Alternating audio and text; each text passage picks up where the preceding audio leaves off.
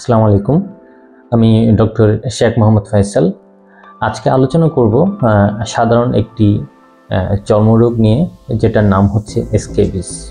যদিও এই রোগটি আগে সাধারণ একটি চর্মরোগ ছিল, কিন্তু বর্তমান সময়ে দিন থেকে দিন এই রোগটি আমাদের কাছে একটি জটিল রোগে পরিণত হচ্ছে এবং এটি একটি মহামারী হয়ে যাচ্ছে।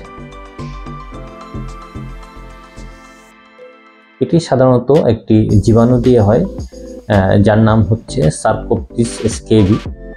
এটি আমাদের শরীরের স্কিন ভেদ করে ত্বকের উপরিভাগে বসবাস শুরু করে এবং বংশবৃদ্ধি করে এক জায়গা থেকে আরেক জায়গায় চলাচল করে।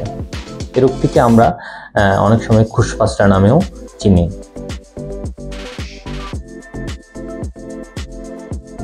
নারী, পুরুষ, শিশু, বৃদ্ধ সবারই হতে পারে, তবে শিশুদের একটু বেশি হয়।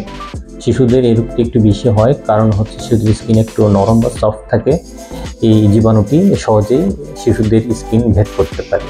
একটি ছোঁয়াচে রোগ, যেসব জায়গায় ক্লোজলি মানুষজন বসবাস করে, যেমন এতিমখানা, মাদ্রাসা বা বিভিন্ন হোস্টেল, জেলখানা, এসব জায়গায় এই রোগটি একজন থেকে একজনে দ্রুত ছড়িয়ে পড়ে। আমাদের শরীরে বিভিন্ন জায়গায় এই রোগ হতে পারে, তবে প্রাপ্তবয়স্কদের এই রোগটি সাধারণত গলার নিচ থেকে পা পর্যন্ত সব জায়গায় হয়ে থাকে। তবে সাধারণত আঙ্গুলের ফাঁকে আমাদের যেসব ভাঁজযুক্ত জায়গা আছে শরীরে, যেমন বগলে, প্রাণের ফাঁকে, এসব জায়গায় একটু বেশি হয় এবং যৌনাঙ্গ খুব কমনলি এই রোগ দেখা যায়। তবে শিশুদের মাথা থেকে পা পর্যন্ত সব জায়গায় হতে পারে। মাথার টুকরো কমনলি দেখা যায়, হাতের পায়ের তালুতেও দেখা যায় এবং সারা শরীরে দেখা যায়। প্রথমেই বলেছি এই রোগটি একটি ছোঁয়াচে রোগ। সাধারণত সংস্পর্শে বা কাপড় চোপড়ের মাধ্যমে এইসব রোগ ছড়ায়। আক্রান্ত ব্যক্তির সংস্পর্শে আসলে হাতের সাথে হাত মিলালে বা কাপড় চোপড় বা তয়লে বা বিছানা যদি শেয়ার করা হয় আক্রান্ত ব্যক্তির, এই রোগটি একজন থেকে আরেকজনে সংক্রামিত হয়। এই রোগে আক্রান্ত ব্যক্তিদের প্রচণ্ড চুলকানি থাকে। রাতে চুলকানিটা বেশি হয় এবং একজনের হলে বাসার বাকিদের বা হোস্টেলের বাকিদের ছড়িয়ে পড়ে। প্রথমেই চুলকানিটা সাধারণত কিছু দেখা যায় না, আমরা অনেক সময় এটাকে শুকনো চুলকানি বলি। পরবর্তীতে একটি গোটার মতো দেখা যায়, তারপর ওখান থেকে অনেক সময় ইনফেকশন হয়ে যায়। রোগ নির্ণয়ের জন্য সাধারণত কোনো পরীক্ষা নিরীক্ষার প্রয়োজন হয় না। এই রোগটি দেখেই ক্লিনিক্যালি বা চোখে দেখেই এই রোগটি নির্ণয় করা যায়।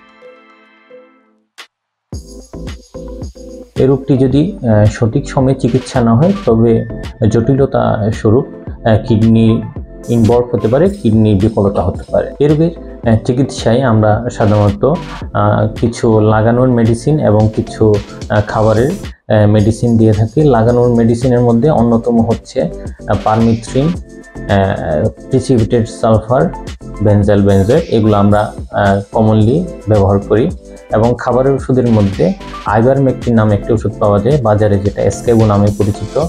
এবং সাথে আমরা ইনফেকশনটাকে কন্ট্রোল করার জন্য অ্যান্টিবায়োটিক এবং চুলকানিটাকে কমানোর জন্য অ্যান্টিহিস্টামিন, যেগুলো সাধারণত অ্যালাট্রল বা এলসেট এই নামে পাওয়া যায়।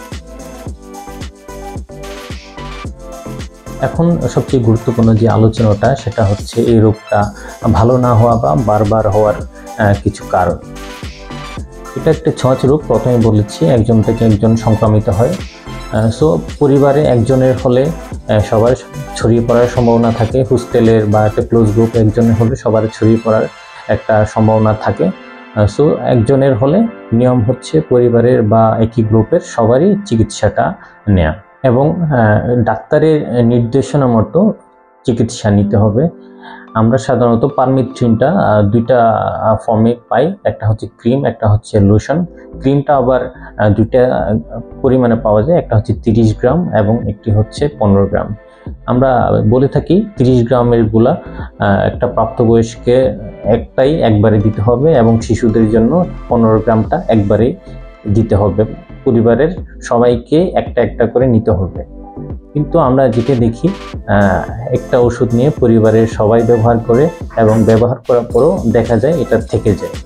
এবং আরেকটা কারণ হচ্ছে যেটা পরিষ্কার পরিচ্ছন্নতার একটা ব্যাপার আছে। যারা হোস্টেলে বা বাসার বাইরে থাকে বা যে বাচ্চাগুলো মাদ্রাসায় থাকে বা এতিমখানায় থাকে, তারা কাপড় চোপড়গুলো সাধারণত তেমন ভালো করে পরিষ্কার করতে পারে না, গরম পানি দিয়ে ওয়াশ করতে পারে না। সো এই রোগটি একজন থেকে একজন বারবার হয়। তো আমাদের সচেতন হতে হবে। তো আমাদের এই রোগীর চিকিৎসা এবং কিভাবে ছড়ায় এবং একজন থেকে আরেকজনের সংক্রমিত হওয়ার সম্ভাবনা এবং এই রোগের জটিলতা নিয়ে সবাইকে সচেতন হতে হবে। ধন্যবাদ।